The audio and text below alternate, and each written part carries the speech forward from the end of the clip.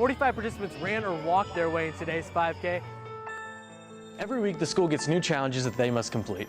Anything. Stay in touch on social media sites. That way your friends can keep in touch.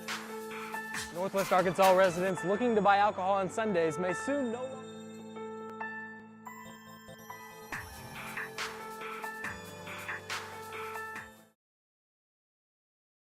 Every week, the school gets new challenges that they must complete. Anything from a picture of your school sign to a picture of the best lunch you have on campus. But now that Harbor's in the top 10, the challenges are getting tougher. Northwest Arkansas residents looking to buy alcohol on Sunday may no longer have to make the drive up to Missouri thanks to a new proposal in Tawnytown. Well, it's the hot topic all over the state. Everybody's talking about it.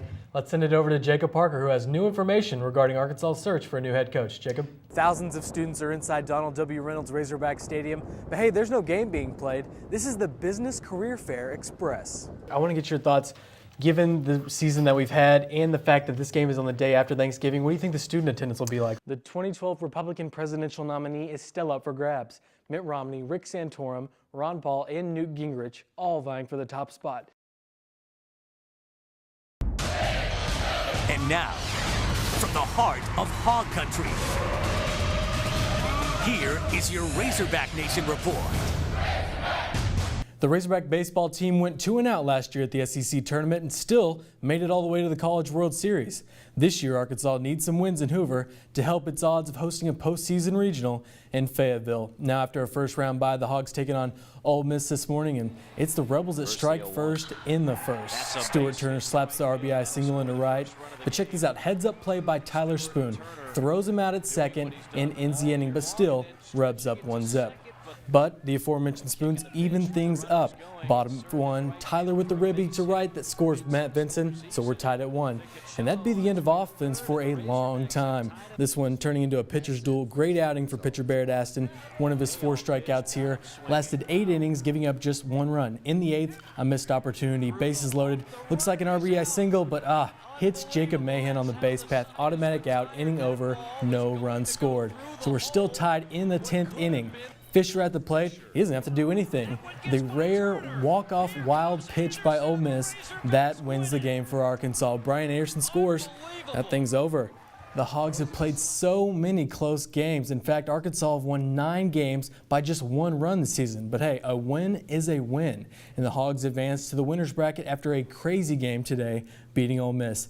That sets up this round 3 matchup between Arkansas and LSU. Now, these are the top 2 teams in the SEC West. The Tigers got the best of the Hogs, if you remember, taking 2 of 3 games from Arkansas in Fayetteville during the regular season. First pitch tomorrow, set for 4:30. Now, speaking of LSU and Arkansas, the battle for the Golden Boot will be on the CBS national stage once again this season. The SEC and CBS announcing today that the game will be featured on the Friday after Thanksgiving for the 3rd straight year. Now, these 2 teams have faced each other to end the regular season since the Hogs entered the SEC in the early 90s. The Hogs have won 3 of the last 5 in the series, but LSU currently owns the Golden Boot, winning the game last year. Okay, out of time for this edition of the Razorback Nation. We'll have more tonight. Right now, let's send it back to you.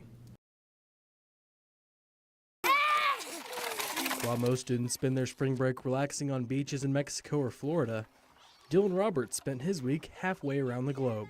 I don't feel anything different, but there is a camel over there. So, a journalism major, Roberts is also the media director for Forgotten Song, an organization that works to help children in war zones with food and clothing, along with single mothers and widows. how can we influence these people? What are the best ways we can impact their lives? So I'm currently in Uganda. This spring break, Roberts traveled to Uganda with Forgotten Song and captured their journey on video. Roberts got a first-hand look at the country, which has been in the national news because of military leader Joseph Kony. Roberts says the Ugandan people know the danger of Kony, but also have many other worries in their lives. The Ugandan people are worrying about what they're going to eat that day, how am I going to make money, how am I going to provide, and there's just a crazy amount of orphans in Uganda. During the trip, Roberts and his team got a chance to meet the Vice President of Uganda, an honor that made him very nervous. It was great. It was a great experience for me, just the meeting how the government system works and just kind of get a little short view at what they're doing.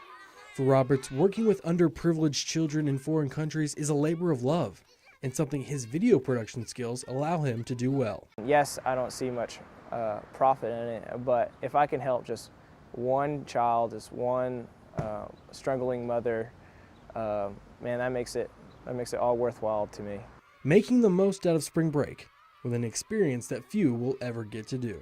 Reporting for UATV, I'm Hayden Herrera. Thousands of students are inside Donald W. Reynolds Razorback Stadium, but hey, there's no game being played. This is the Business Career Fair Express. This is a little different than the normal career fair with a blend of a networking event. Over 90 businesses are here, including Walmart, J.B. Hunt, Tyson Foods, Dillard's, Amazon, and Johnson & Johnson. Many of these students are looking for a summer internship or even employment after graduation. I even spoke with a student who met with J.B. Hunt representatives who say this is a great way to network with companies, get more info about them, and hand in your resume. So the football team may not be playing here today, but for many students inside, it's game time. Reporting for UATV, I'm Hayden Herrera. Northwest Arkansas residents looking to buy alcohol on Sunday may no longer have to make the drive up to Missouri thanks to a new proposal in Taneytown. Officials in Taneytown say this proposal could mean big revenue coming to the city. With more and more people coming to Taneytown for alcohol purchases, Mayor Tommy Granada is hoping that gives people a chance to see what else Taneytown has to offer. Most Northwest Arkansas residents make their way to Missouri for booze on Sunday. The mayor is also hoping that with this proposal, his city would see more sales tax money come in. We spoke with one resident who sees the proposal as a huge positive for Taneytown. More tax money for the town, more alcohol for the people that want it on Sundays, and they don't have to spend as much gas driving all the way up north. I mean, there's a lot of people around here that like to buy alcohol on Sundays, and they usually go up to Missouri, so it'll keep a lot of the revenue here. Now the next step comes on Wednesday. That's when the Taneytown City Council will present a rough draft of the petition to the public. Reporting for UATV, I'm Hayden Herrera. April is Sexual Assault Awareness Month, and on campus, the organization known as Respect wants to show the role sexual violence plays in students' lives. Respect stands for Rape Education Services by Peers Encouraging Conscious Thought and works to actively engage students to think about the attitudes and beliefs associated with sexual assault. Addressing every part of the spectrum of violence, not just when a rape is about to occur, but looking at violence across the spectrum, anything from sexist remarks to misogynistic behaviors. The group started what's known as the Fourth Flag Project, founded by students of Respect 3 years ago. There are over 2,800 flags here outside the Union on campus, each representing a student that has been the victim of sexual violence. But Dr. Wynant says that less than 5% of those cases are ever actually reported. And that primarily stems from fear. Fear of what other people will think, fear of what the person who did this may do as well, because often these are among acquaintances as well. Dr. Wyatt recommends the best step for someone affected by sexual violence is to tell someone. That way they don't have to deal with the problem alone. Reporting for UATV, I'm Hayden Herrera.